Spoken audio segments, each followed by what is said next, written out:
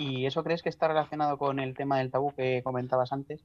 Que también me ha recordado al programa este que hubo de Salvados sobre la salud mental, que se llama Uno de cada cinco, en el Sí. que una de las invitadas decía que su madre murió por depresión, Mm. porque se terminó suicidando. Y entonces quizás ese componente que también hablabas antes puede reforzar el tabú. ¿En qué medida podría combatirse desde la esfera pública estos tabúes que se están constituyendo en torno a la salud mental? Los tabúes de la salud mental son más viejos son tan viejos como el hombre. Eso es la verdad. Acordaros que hasta hace muy poco a la salud mental se encerraba a la gente en manicomios, pero hasta los años 50. Y cuando yo empecé a estudiar psiquiatría, que me quedé impresionado, que mi primera rotación fue en el Hospital Psiquiátrico de Madrid, que se presumía en esa época que era el psiquiátrico más grande de Europa, 1.500 camas. Había gente que prácticamente había nacido allí y vivía allí y no tenía ni carnet de identidad y estaba condenado a no salir nunca del hospital psiquiátrico. Y en todo el mundo lo que era importante era tener hospitales psiquiátricos cuanto más grandes posible, igual que en Estados Unidos, ¿no? Que llegó a haber psiquiátricos de 15.000 camas, ciudades psiquiátricas enteras, alejadas de las ciudades y viviendo en guetos.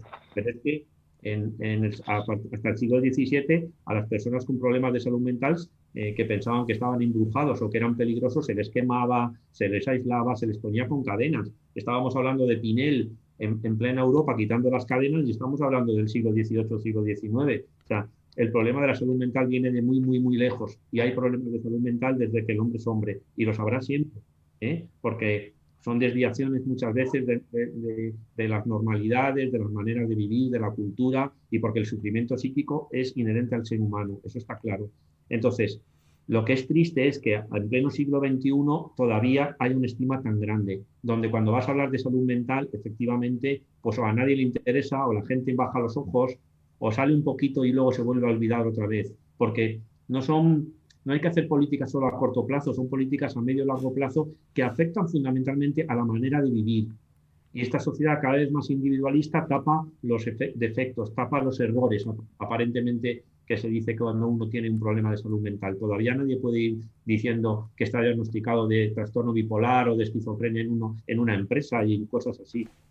Pero pensar que hasta los años 80, por ejemplo, la homosexualidad estaba tipificada como una enfermedad mental. Ahora estamos viendo la ley trans. Vuelven a decir, no, no, es que las personas tienen que pasar por un informe médico para ver si de verdad son trans o no.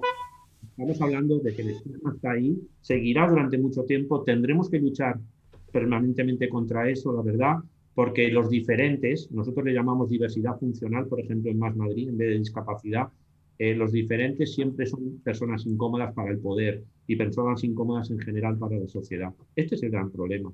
Entonces, la lucha contra el estigma va a tener que ser, siempre va a estar ahí. Nosotros, por ejemplo, pedimos un plan escolar para que la gente pueda hablar de salud mental en las escuelas, como se puede hablar de sexualidad, como se puede hablar de tráfico, por ejemplo, o de las drogas, ¿no? Hay que hablar de todo eso, hay que respetar las diferencias y muchas de las cosas que antes pensábamos que eran trastornos mentales como si fuera algo biológico, hoy son diversas maneras de estar viviendo en el mundo. Esto es muy importante. Es mucho menos grave la enfermedad mental de lo que parece en el sentido de cuando hay una sociedad inclusiva, la mayoría de la gente se puede integrar y puede vivir normalmente. ¿eh? Luego podemos hablar de eso, pero os voy a dar un dato. En nuestros chicos y chicas que vienen a Ponzano con primeros brotes de psicosis y con diagnósticos de esquizofrenia, en sitios distintos de Ponzano, el 80% van a acabar con certificados de discapacidad y con minusvalías y sin poder trabajar. Y nosotros recuperamos para llevar una vida normal precisamente al 80% de los pacientes que pueden llevar una vida normal después de una media de un año de tratamiento. Eso es un cambio enorme y simplemente porque nuestra manera de mirar, de escuchar y de atender a las familias y a esos pacientes es diferente. Pero sin fármacos nuevos, es simplemente en la manera de darles una oportunidad, de escucharles y de ayudarles a entenderse y a que se puedan integrar en la sociedad. Eso es un cambio revolucionario, pero más viejo que el mundo en el sentido de las maneras.